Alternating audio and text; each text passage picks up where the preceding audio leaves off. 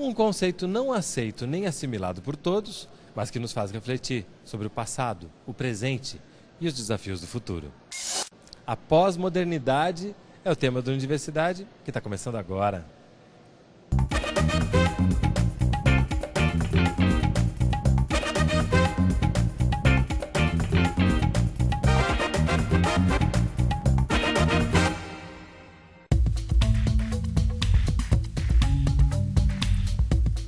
Hoje, no Instituto de Filosofia e Ciências Sociais na UFRJ. Para começar, um pequeno desafio. Será que é possível a gente conceituar o que é pós-modernidade? Pós-moderno ele começou com uma tentativa de desconceituar, de desconstruir. Eu acho que corre o risco de cair numa espécie de ultra-relativização, já que o grande alvo primeiro era acabar com os absolutos. Então acho que é uma batalha que se estabelece entre aquilo que era o hiperabsoluto da modernidade, e o que se procurou buscar naquele outro lado, o outro lado de lá, que é o lado do não absoluto. A ideia de pós-moderno, ela desconfia profundamente dessa racionalidade como uma etapa superior da modernidade. E identifica nessa racionalidade formas de poder extremamente irracionais. Entendeu? Eu estou percebendo que ela propõe sempre uma dialética, né? Porque a gente nega, ora a gente recupera. É dentro dessa dinâmica de construção e desconstrução que a gente pode começar a pensar a pós-modernidade? Eu acho que sim, mas talvez não numa perspectiva dialética, né? Eu diria que talvez seja justamente difícil pela fragmentação de que ela, digamos assim, promove você pensar os opostos. Então, quer dizer, a ideia de um negativo como um contraponto é complicado. E aí, Guilherme, como é que a gente sai dessa? Depois de tantas intervenções, vamos definir ou não vamos definir o que é pós-modernidade? Olha, no meu entender, na verdade, a pós-modernidade não tem uma definição. A pós-modernidade é, na verdade, uma descrição, é uma percepção de uma vivência que se teve do que é a arte, a ciência, a filosofia, os saberes, o conhecimento na época contemporânea. Então, na verdade, não é um movimento, não é um conceito, não é uma teoria, é, na verdade, uma percepção que foi feita numa determinada época sobre o que é a produção, a realização, a conceituação, que foi chamada de pós-moderno, ou pós-modernismo, ou pós-modernidade, mas que a gente poderia chamar também de contemporaneidade. Como é que a gente pode entender contemporâneo a partir desse ponto de vista? Bom, eu acho que o termo contemporâneo, eu acho que ele pode se referir especificamente no caso das artes a uma modificação profunda que aconteceu no desenvolvimento histórico das vanguardas artísticas. Quer dizer, num determinado momento, entre o final dos anos 50 e dos anos 60, a agenda dos artistas mudou profundamente. É uma agenda que estava baseada na pintura, na exploração das possibilidades da pintura abstrata e, num certo momento, então, ela se volta, os artistas se voltam para a busca de poéticas, enfim, ligadas não mais às técnicas e materiais tradicionais da pintura, mas sim a uma imersão das obras de arte, uma mistura das obras de arte com os objetos e espaços da vida real. Liberdade é um conceito que a gente pode aplicar quando a gente fala em pós-modernidade? Liberdade acho que é um conceito muito moderno, a liberdade, do mesmo tempo que a libertação. Então eu acho que se há algo de contemporâneo, principalmente pensando do ponto de vista da política, da liberdade não só no sentido político estrito, mas no sentido mais amplo, eu acho que a gente pode pensar contemporaneamente em liberações amplas, que também trazem consigo resistências múltiplas. Então acho que isso se abre muito no contemporâneo. Que se perde também do ponto de vista das vanguardas, tanto políticas quanto artísticas, filosóficas, etc., aquele que seria o lugar da resistência, para chegar a uma dada libertação. Então acho que isso faz muito parte disso que a gente chama de contemporâneo. Se você fizer uma espécie de anatomia do moderno, você vai ver que o moderno ele vai se inscrever a partir de um contraste, de um conflito de forças. Então você tem uma determinada situação, essa situação é conflituosa, essa situação ela está calcada, digamos assim, num plano do real, digamos assim, e você tem uma tentativa de diferir a partir daí. As resistências seriam resistências enquanto tentativa de diversificação, né? Inscrever a diversificação como uma possibilidade potente. No pós-moderno, haveria o desaparecimento desse lugar prévio, haveria uma dissolução generalizada. E essa dissolução generalizada, se ela, digamos assim, ela libera, na medida em que todas as lutas por essa diferença, elas se fazem valer, elas estariam colocadas em jogo, face a essas diferenças permissivas, permitidas, se é indiferente. A modernidade, quando ela foi revolucionária, quando ela afirmou a razão como uma igualdade, o que fazia todos os homens iguais, enquanto isso teve uma mobilização constituinte inventiva de novas sociedades, isso foi uma liberação. O que não foi a liberação é a razão virar um grande transcendente que paira sobre nossa cabeça, um grande universal.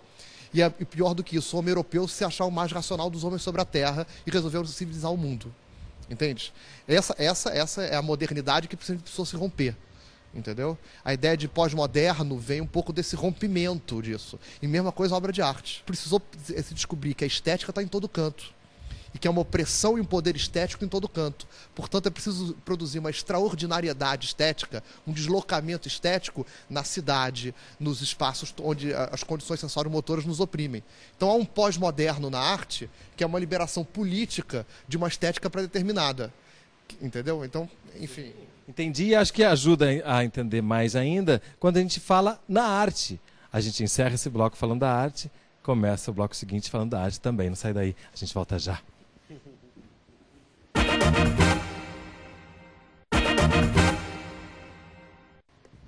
O Universidade está de volta no IFIX, no Rio de Janeiro, falando sobre pós-modernidade. Tentando falar sobre pós-modernidade, cheguei à conclusão no bloco anterior que a arte pode nos ajudar a pensar sobre isso. A arte pós-moderna nos ajuda nessa reflexão? Olha, eu diria o seguinte, eu diria que o termo pós-moderno ele é um termo que assume significados distintos, eu acho, ou um pouco distintos, para a filosofia, para a literatura ou para as artes plásticas. Eu acho que nas artes plásticas, especificamente, eu me sinto muito mais à vontade em falar de uma arte contemporânea hoje, em 2012, do que de uma arte pós-moderna, como se usava chamar nos anos 80. Eu acho que há aí uma diferença importante, enfim. Ressalvando que esse conceito de contemporâneo não significa apenas o que é feito no tempo de agora. Claro que sim, não é um conceito, não se trata de um conceito temporal, não é a arte que é feita hoje, mas é a arte que é feita sobre sob certas condições, sobre uma certa estrutura histórica específica, né, que nos leva a produzir arte de uma maneira e não de outra, né, enfim. E essa maneira contemporânea seria a partir daquilo que você falou, né? Quando o cotidiano passa a fazer parte, sai da bimensão. Perfeitamente, assim, quer dizer, a gente tem uma obra proto-contemporânea extremamente conhecida, que é o Rinaldo Duchamp, e, enfim, a partir dos anos 60, quando as ideias de Duchamp de fato se generalizam e se tornam uma prática comum, é a partir desse momento que nós podemos falar em contemporaneidade. A partir desse momento, os artistas, então, fazem obras de arte com virtualmente qualquer coisa. E na filosofia? Ele falou que a gente pode pensar esse conceito de formas diferentes, quando a gente pensa na arte, na filosofia. Como é que a filosofia traria? Então, tem certos autores na filosofia que pensam esse encontro entre filosofia e arte. Por exemplo, Deleuze, que estuda o cinema, retoma o cinema, o teatro, a pintura, até a pintura do Francis Bacon. Ele vai dizer que ele tenta... Bacon pintou o tempo, como essa força que desfaz a subjetividade, o organismo, tudo que tem essa ideia de unidade e objeto. Ele tenta desfazer todas as características subjetivas, né, do homem, assim, do que seria o homem. E na política? A política talvez seja, dentro desses campos das humanidades, a área mais atada ao moderno, né? E não é porque ela está condenada ao moderno, é porque ela tem uma adesão ao moderno, né? E por uma questão política também, né? Acho que existe tanto um vínculo instrumental, tão próximo de interesse político, do que se produz no conhecimento político com o Estado, com os poderes de Estado, com as ordens instituídas, né? Que esse poder instrumental faz com que tudo que seja contemporâneo ou que rompa, né, essas amarras do Estado, seja considerado pouco interessante, não apropriado, né, ou pelo menos sem importância do ponto de vista da produção do conhecimento. Porque ainda, apesar de todo o redimensionamento que o Estado passa, ainda há um compromisso com a centralidade do poder, né, e a ciência política ainda se presta a legitimar isso. A crítica ao Estado não pode ser entendida como uma exaltação do mercado. a oposição entre mercado e Estado é falso. Na verdade, o discurso do mercado é uma forma do capital se apropriar do Estado de uma determinada maneira. Isso também foi criado com um objetivo muito claro, né? Claro. E aí é importante dizer duas coisas. Primeiro, o conceito de pós-modernismo pode ser muito conservador. Pode ser um conceito conformista em que a gente aceita o capitalismo contemporâneo como uma fatalidade histórica da qual a gente não pode mais fugir, né? No entanto, voltando para a política, ele já citou o Deleuze, eu citaria o Deleuze de novo, que diz o seguinte: não se pode fazer filosofia política sem que seja uma análise do capitalismo, né? E aí o conceito de pós-moderno identifica uma característica do capitalismo contemporâneo, que não é mais capitalismo industrial. Eu diria que se trata de fazer uma pergunta, por exemplo, qual é o lugar do acontecimento no contemporâneo? Eu diria que talvez o lugar do acontecimento no contemporâneo ele tenha sido sequestrado para o lugar do estúdio e das ilhas de edição. Então, em última instância, tudo aquilo que nós vivenciamos quase que, digamos assim, já inscritos dentro de uma programação otimizada, programática, né? Quer dizer, perfeita, positivada, e que, em última instância, a possibilidade de você trabalhar com o erro, ou com o desvio, ou com a falha, é como que, digamos, submetida digamos assim, ao trabalho de manuseio demiúrgico que se faz nas ilhas de edição. Então, em última instância, você estaria inscrito numa espécie de plano onde não há, outra vez falando, o negativo, né? Onde não há a possibilidade de você pensar uma potência da resistência em última instância, né? Porque o que seria essa resistência, né? Resistência em última instância acaba por ser pediátrica, né? Nesse sentido, a partir de tudo que foi colocado aqui, a gente chega aos meios de comunicação, à informação, a essa sociedade que se desenha a partir dessas transformações mais ou menos recentes da informação. Esse conceito é fundamental quando a gente pensa em pós-modernidade? É fundamental, e ele é tanto mais fundamental quanto nós podemos imaginar o seguinte: nós vivemos uma sociedade profundamente homogeneizante, na qual existe a possibilidade, ainda assim, de alguma forma de resistência, alguma forma de criatividade, alguma forma de criação pessoal, subjetiva, individual, que se faz tanto em formas de vida, quanto na ciência, quanto na arte.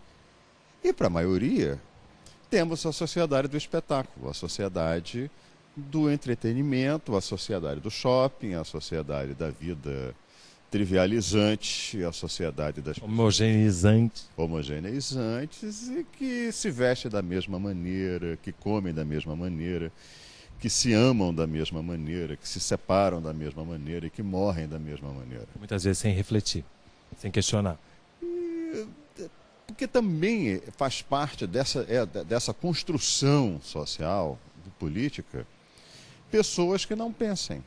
A produção de pessoas dóceis hoje em dia, né, vinculada ao que foi colocado sobre o capitalismo, na sociedade de controle do Deleuze, quer dizer, talvez seja pensar, até pensar bastante, mas pensar bastante de uma forma inócua, né?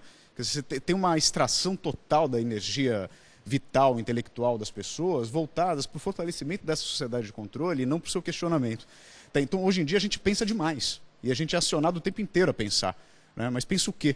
Né? Quer dizer, tem essa uniformidade, né? Essa convergência para aquilo que é apenas dito produtivo, mas que não é inventivo. Então, toda a capacidade de resistência, ela tende a ser, digamos assim, não rechaçada, mas ela tende a ser absorvida e a ser minimizada, né? De um jeito diferente do que era na modernidade, onde o subversivo ele era altamente identificado, ele era preso, morto, expulso, né? Quer dizer, era uma figura... Hoje em dia, a resistência ela tende a se diluir e virar videoclipe. A partir disso, então, no próximo bloco a gente começa perguntando o que a criatividade ganha com a pós-modernidade. Não sai daí, mas antes, se liga nessa dica.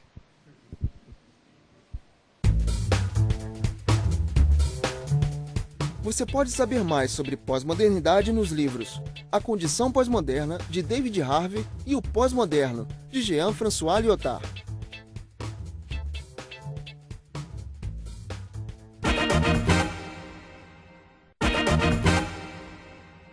A Universidade está de volta no IFIX da UFRJ, falando sobre pós-modernidade. Até que ponto você acredita que a criatividade ganha ou é questionada ou é impulsionada a partir da pós-modernidade? Hoje se espera que as pessoas sejam criativas, né? Se espera que as pessoas tenham capacidade de criar a partir de processos dados, né? Se espera que o funcionário seja criativo, né? Que a empresa funcione criativamente, que o banco seja criativo, né? Que o investidor seja criativo. Então, ser criativo, será que é ser algo contrário ao funcionamento global, né, dos sistemas?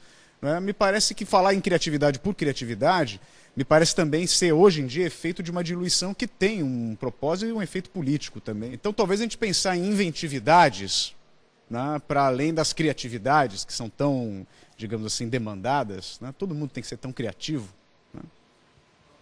Pensar a criatividade mais para o lado do impossível, daquilo que a gente não pode, e pensar ao mesmo tempo como potência e impotência também. Nesse sentido, a gente endossa que o caminho é mais interessante do que a chegada, até como esse próprio programa aqui, em que a gente não objetiva concluir, mas a gente objetiva refletir, questionar. Com certeza, pensar em termos de processo que nunca tem fim, assim, sempre desfazendo todas as finalidades que vão se impondo, a todos os obstáculos. Isso não é angustiante de alguma forma?